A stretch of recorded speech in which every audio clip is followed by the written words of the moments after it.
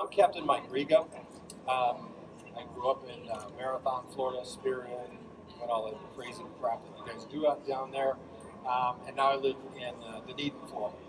And today we're going to talk about three sort of major areas within spearfishing. One is the boat and the setup kind of thing. What do you do beforehand? Because that will tell you a lot about the people that happen to be on your boat, especially if you happen to be skippering the boat that day. Next, the kinds of things that you do in the water when you're spearing. And then lastly, the actual act of spearing, the safety aspects of that spear sport, some of the new technologies and things around this particular sport. So when you have somebody come on your boat and they are dripping clipped stuff of everything, they look like they fell out of Divers Direct, that should be your first warning sign to hang on a second. I have got to pay some special attention to this particular person. They're a gear junkie, or if everything still has the price tags on it, another sort of big warning sign that hang on a second, I might have a problem on my hand. These are not traditionally sort of self-contained spearos that you can allow to go down a reef line by themselves. Especially here on the East Coast, you've got a fair amount of drift diving, you've got a fair amount of current. That can be disorienting. What you see on the surface as a skipper is not what they're going to experience at depth. So don't think to yourself, oh, I'll just drift along the top of them and off they go and we'll magically come up together.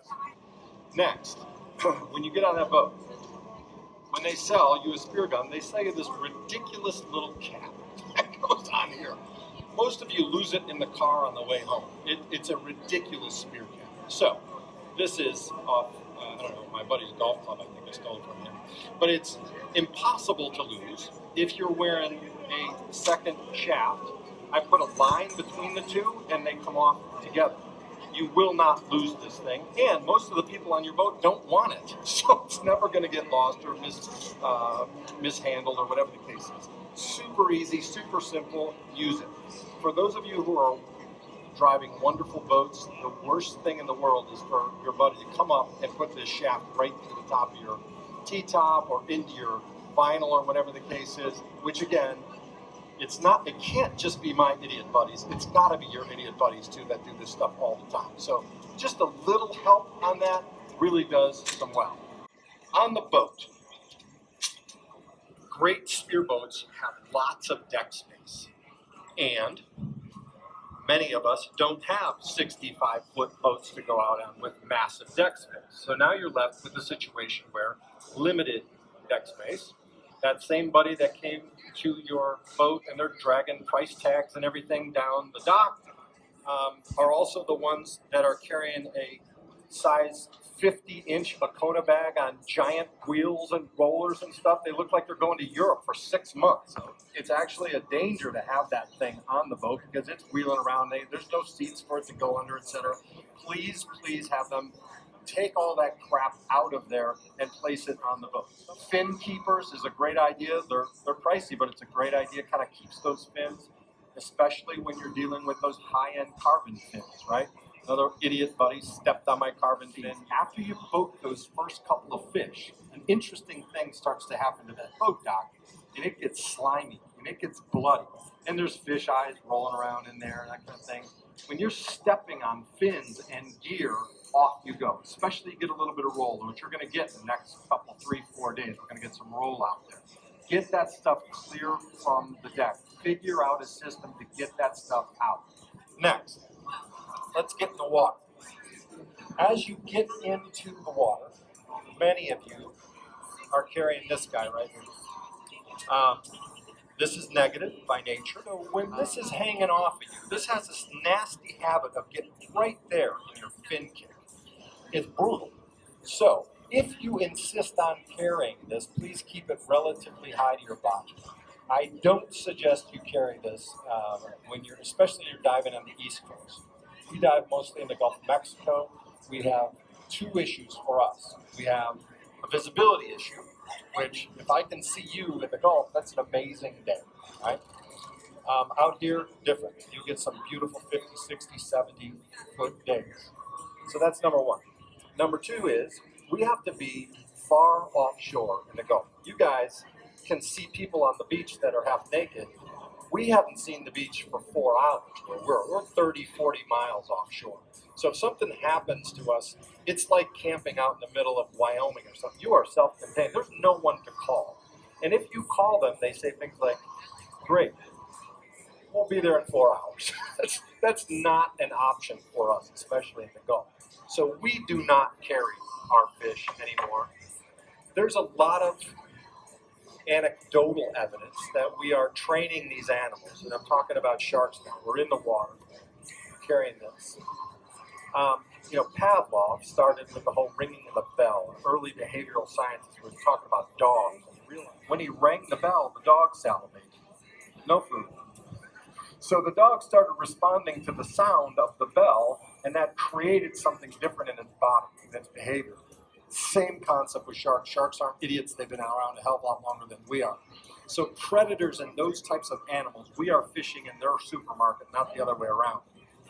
There's evidence that suggests that they're now responding to the sound of the gun. Once that sound goes off, like a dinner bell, bang, here we come. Most sharks are scent hunters. They'll pick that up, and you're in an area where there's a fair amount of current. So guess what? That scent gets carried a lot further. In the Gulf, the scent stays relatively close. And by relatively close, I'm talking about maybe a quarter to a half mile. Here, you're on a 40-minute dive in a knot and a half current. You could be several miles of scent that you're picking up these animals, and they will follow it right up that scent line. What we suggest instead is to get those fish off any way you possibly can, especially if you're in foreign waters. For obvious reasons, you have a much healthier shark population. You still do things like in the Bahamas, like you feed the sharks and things. They do some of that over here. Some of that's frowned upon. I'm not going to make a comment about that.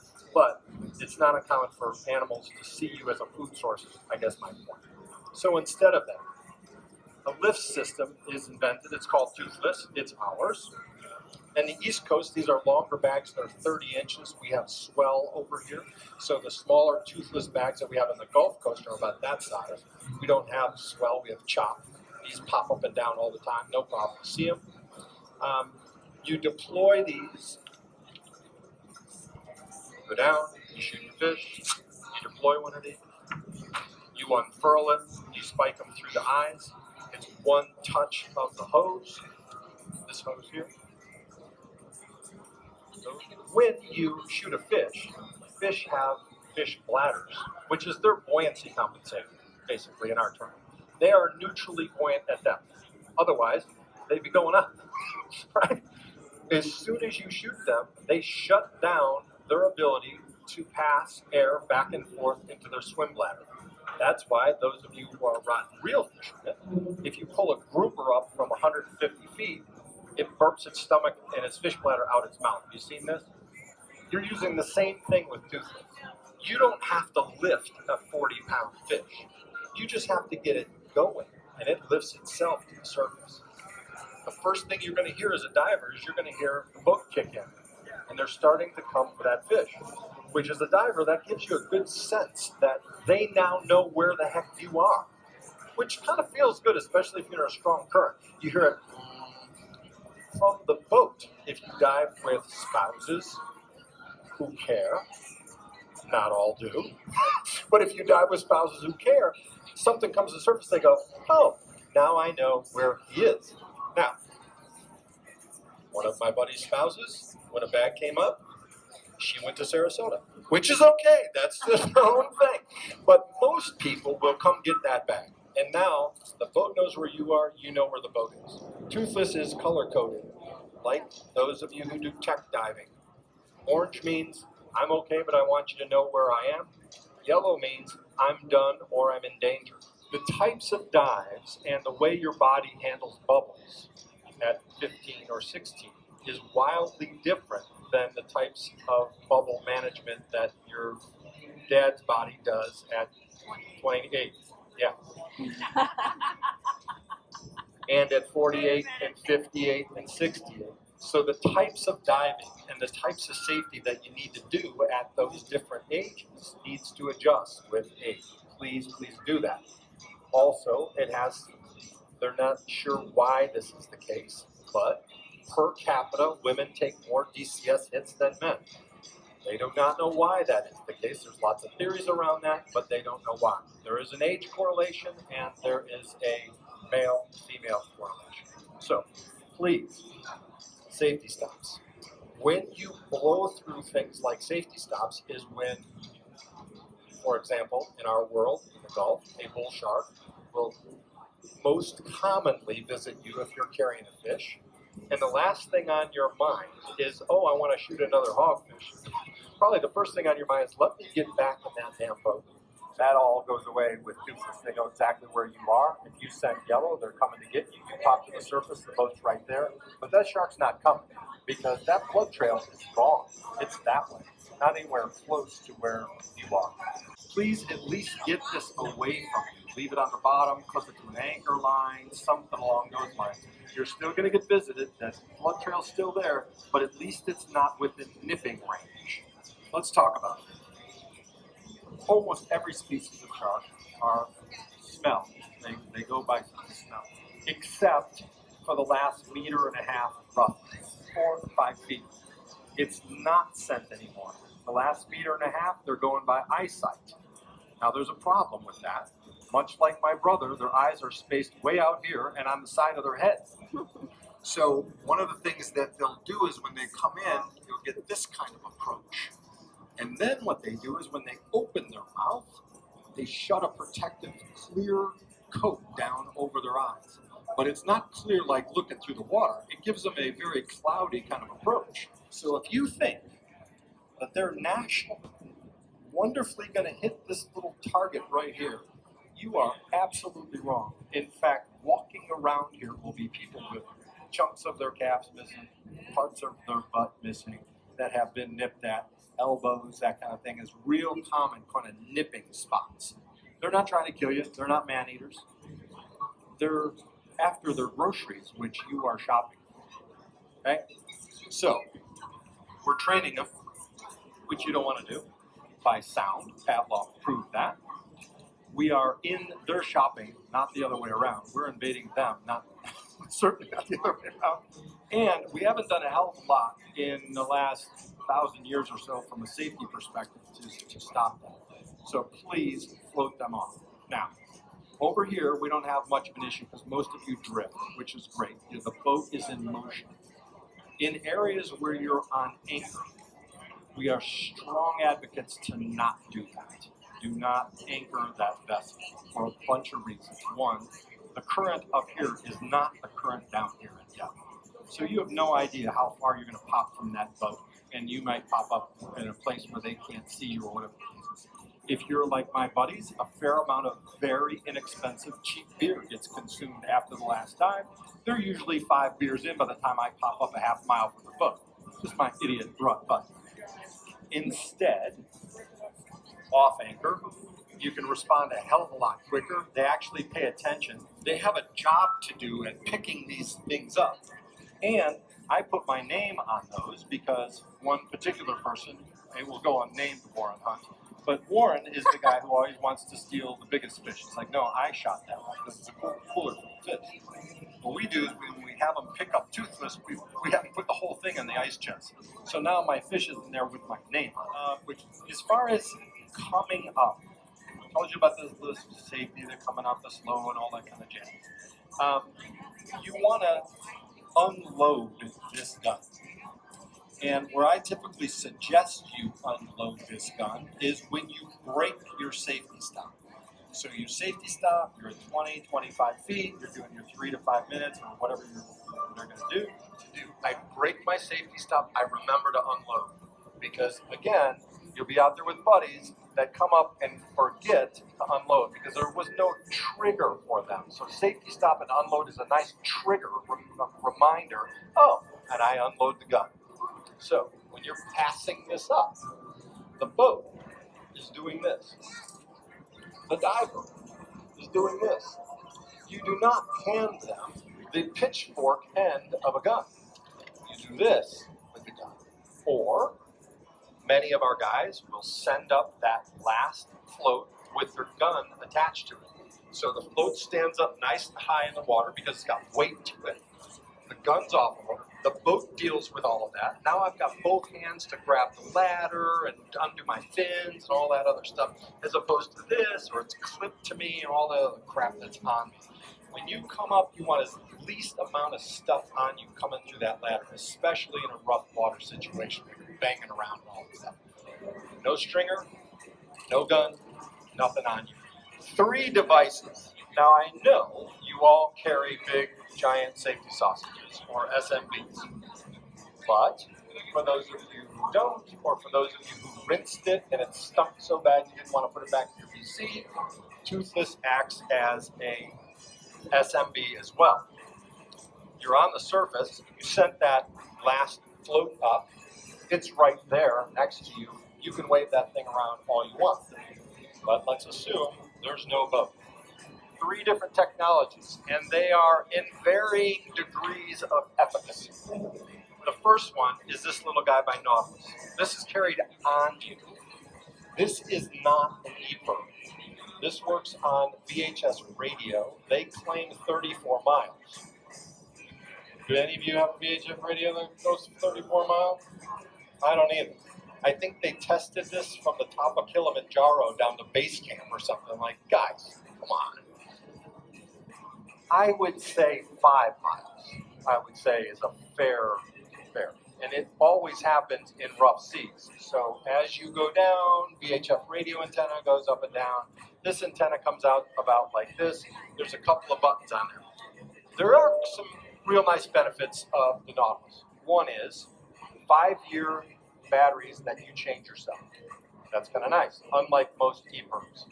Secondly, there's a button on here that allows you to communicate with just your boat.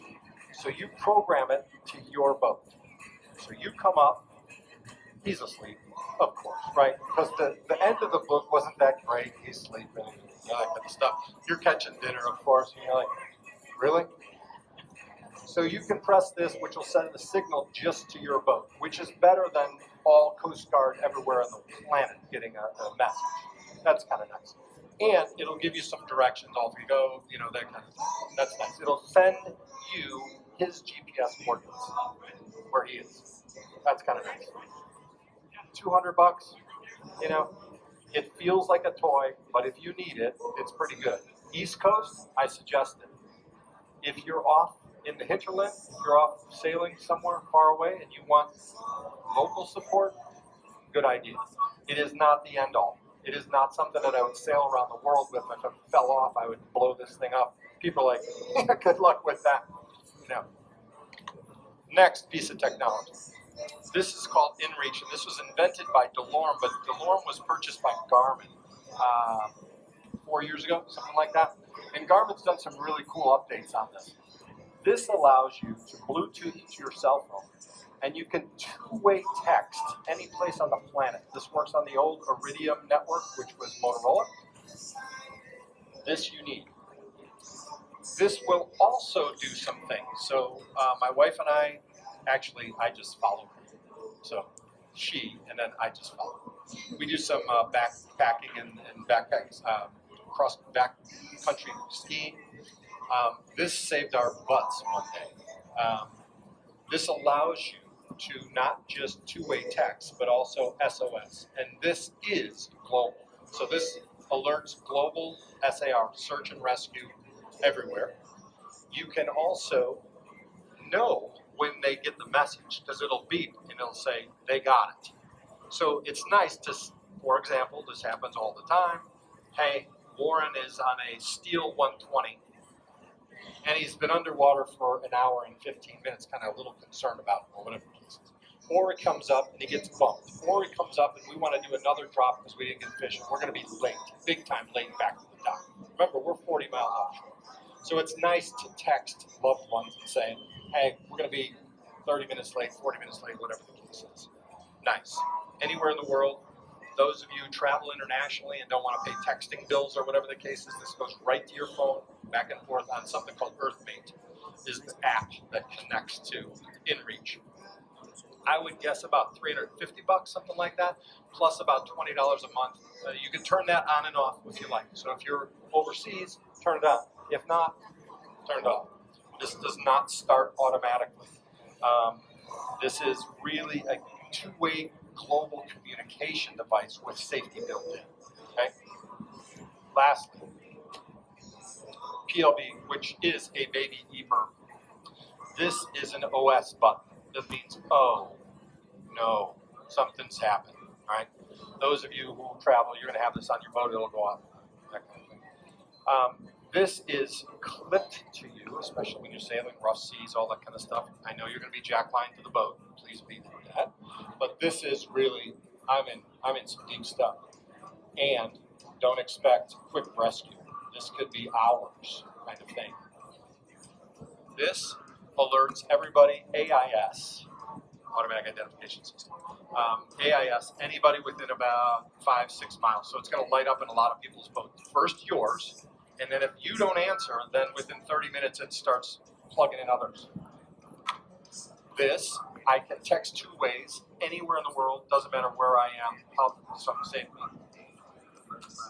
This pops up water anywhere on the planet, but it's a long-term rescue. This is, I'm out in the middle of the ground, 70 miles offshore, and I need the coasties to come get me.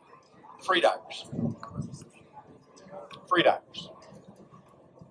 Those, how many free divers? Okay. If you admit it to yourself, there has been a time when you, that little clock in your brain goes, it's time to go up.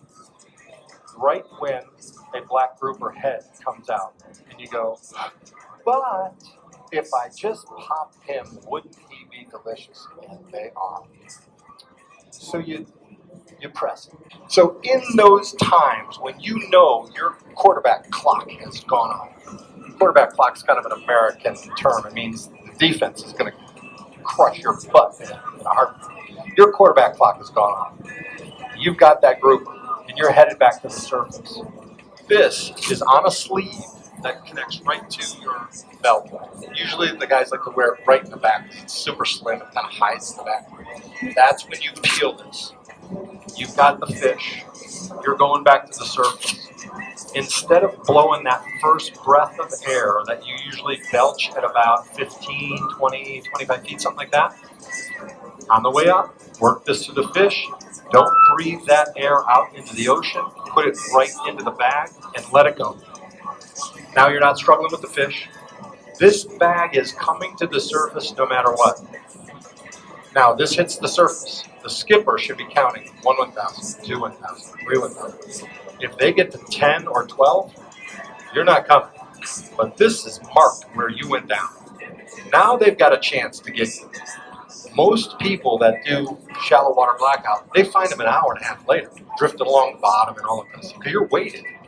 They have no idea where you really were. They kind of think this general area, those of you who break the rules of 1 up, 1 down, just a little added extra safety for shallow water blackout. When you know you're pushing it, get that fish away from you, that hits the surface. Even if you have pushed it a little bit, guess what's happening? The boat's already underway, coming to get the fish. Now it's underway, as opposed to, man, he should have been back. What the hell? And then, where is he? Well, he was kind of over in this area.